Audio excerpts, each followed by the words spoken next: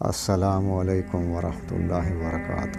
بسم اللہ الرحمن الرحیم۔ آج کا موضوع ہے باپ ایک خاموش دوست۔ جوانی میں انسان باپ کو شک کی نگاہ سے دیکھتا رہتا ہے، جیسے باپ کو ہمارے مسائل، تکلیفوں یا ضرورتوں کا احساس ہی نہیں۔ یہ نئے دور کے تقاضوں کو نہیں سمجھتا۔ کبھی کبھی ہم اپنے باپ کا موازنہ بھی کرنا شروع کر دیتے ہیں۔ اتنی محنت ہمارے باپ نے کی ہوتی، بچت کی ہوتی، کچھ بنایا ہوتا تو آج ہم بھی فلاں کی طرح عالی شان گھر اور گاڑی میں گھوم رہے ہوتے۔ کہاں ہو، کب آؤ گے، زیادہ دیر نہ کرنا جیسے سوالات انتہائی فضول اور فالتو سے لگتے ہیں۔ سویٹر تو پہنا ہے، کچھ اور بھی پہن لو، سردی بہت ہے۔ انسان سوچتا ہے کہ اولڈ فیشن کی وجہ سے والد کو باہر کی دنیا کا اندازہ ہی نہیں۔ اکثر اولادیں اپنے باپ کو ایک ہی معیار پر پرکھتی ہیں۔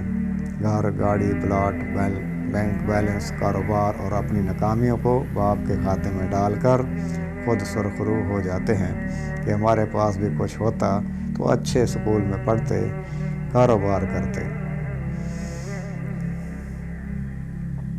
اس میں شک نہیں کہ اولاد کے لیے آئیڈل بھی ان کا باپ ہی ہوتا ہے، لیکن کچھ باتیں جوانی میں سمجھ نہیں آتی یا ہم سمجھنے کی کوشش نہیں کرتے، اس لیے کہ ہمارے سامنے وقت کی ضرورت ہوتی ہے اور دنیا سے مقابلے کا بھوت سوار ہوتا ہے۔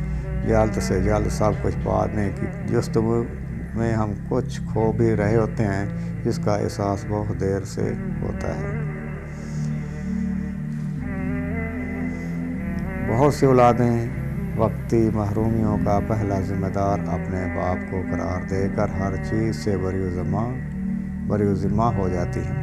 وقت گزر جاتا ہے، اچھا بھی ہو برا بھی، اور اتنی تیزی سے گزرتا ہے کہ انسان پلک جھپکتے ماضی کی کہانیوں کو اپنے ارد گرد منڈلاتے دیکھنا شروع کر دیتا ہے۔ جوانی، پڑھائی، نوکری، شادی، اولاد اور پھر وہی سٹیج، وہی کردار جو نبھائے ہوئے ہر لمحے اپنے باپ کا چہرہ آنکھوں کے سامنے آ کر باپ کی ہر سوچ، احساس، فکر، پریشانی، شرمندگی اور اذیت کو ہم کھول کر رکھ دیتے ہیں۔ باپ کی کبھی کبھی بلا وجہ خاموشی، کبھی پرانے دوستوں میں بے وجہ کہہ کے، اچھے کپڑوں کو ناپسند کر کے پرانے کپڑوں کو فخر سے پہننا، کھانوں میں اپنی سادگی پر فخر بھی، کبھی کبھی سر جھکائے اپنے چھوٹے چھوٹے کاموں میں مگن ہونے کی وجہ، کبھی بغیر وجہ تھکاوٹ کے بہانے سر شام بتی بجھا کر لیٹ جانا اور نظریں جھکائے انتہائی محبت سے ڈوب کر قرآن مجید کو سمجھ کر۔ تو آسان آتا ہے پڑھنا، تو سمجھ میں آتا ہے، لیکن بہت دیر بعد ہم خود راتوں کو جاگ کر دوسرے شہروں میں گئے بچوں پر آیت الکرسی پڑھتے رہتے ہیں۔ جب ہم سردی میں وضو کرتے ہوئے اچانک سوچتے ہیں کہ پوچھ ہی لیں، بیٹا آپ کے ہاں گرم پانی آتا ہے۔ جب قہر کی گرمی میں روم کولر کی ٹھنڈی ہوا بدن کو چھوتی ہے تو پہلا احساس جو دل و دماغ میں ہلچل مچاتا ہے وہ اولاد کہیں گرمی میں تو نہیں بیٹھی۔ جوان اولاد کے مستقبل، شادیوں کی فکر، ہزار تانے بانے جوڑتا باپ تھک ہار کر اللہ اور اس کے پاک کلام میں اپنی پناہ ڈھونڈتا ہے، تب یاد آتا ہے کہ ہمارا باپ بھی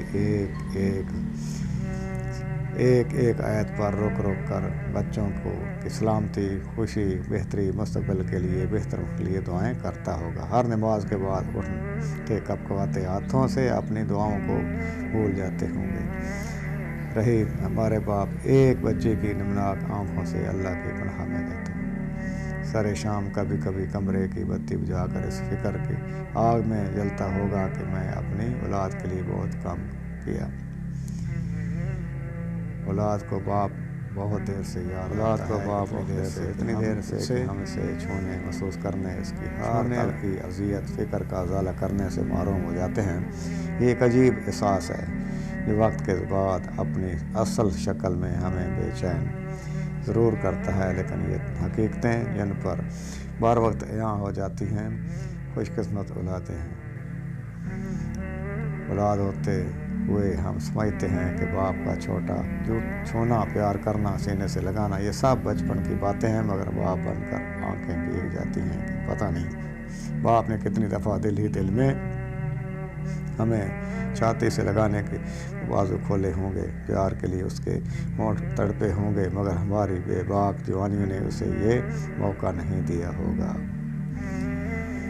ہم جیسے درمیانے طبقے کے سفید پوش لوگوں کی ہر خواہش، ہر دعا، ہر تمنا اولاد سے شروع ہو کر اولاد پر ختم ہو جاتی ہے، لیکن کم ہی باپ ہوں گے جو یہ احساس اپنی اولاد کو اپنی زندگی میں دلا سکے ہوں۔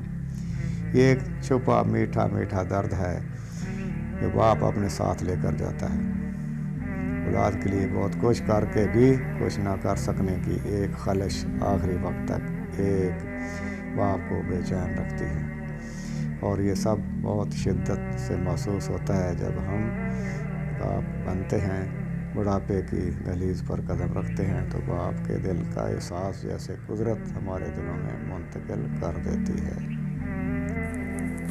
اولاد اگر باپ کے دل میں اپنے لیے محبت کو کھلی آنکھوں سے وقت پر دیکھ لے تو شاید اسے یقین ہو جائے کہ دنیا میں سب سے ہمدرد کون تھا؟ ہمارا باپ تھا۔ میرے دوستو، اللہ رب العزت نے ہم سب کی دنیا اور آخرت کی پوری کامیابی اپنے پورے دین پر چلنے میں رکھی۔ یہ پورا دین ہم سب کی زندگی میں آئے گا رسول اللہ صلی اللہ علیہ وسلم علیہ مبارک سنت طریقوں سے۔ یہ دین کی محنت سیکھنا ہم سب کی ذمہ داری ہے۔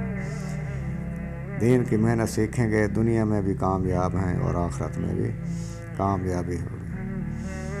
دنیا کی زندگی عارضی ہے، چند روزہ ہے، اور یہ خاموشی سے ایسے گزر رہی ہے جیسے برف پگھلتی ہے، اور اس کی حیثیت مچھر کے پر کے برابر بھی نہیں، مگر یہ ایک حوالے سے بہت اہم ہے کہ آخرت کی زندگی کا دار و مدار دنیا کی زندگی پر ہے۔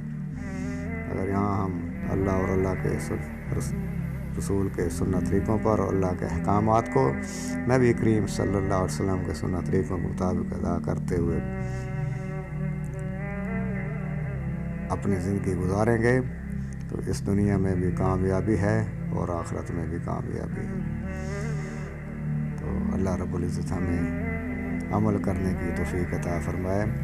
یہ دین کی محنت ہر مسلمان کے ذمہ ہے کہ خود بھی نیکی کا کام کرنا ہے اور دوسروں کو بھی نیکی کی تلقین کرنی ہے، خود بھی برائی سے بچنا ہے اور دوسروں کو بھی برائی سے بچنے کی تلقین کرنی ہے۔ اس کام کے لیے اللہ رب العزت نے کم و بیش 1,24,000 پیغمبر بھیجے۔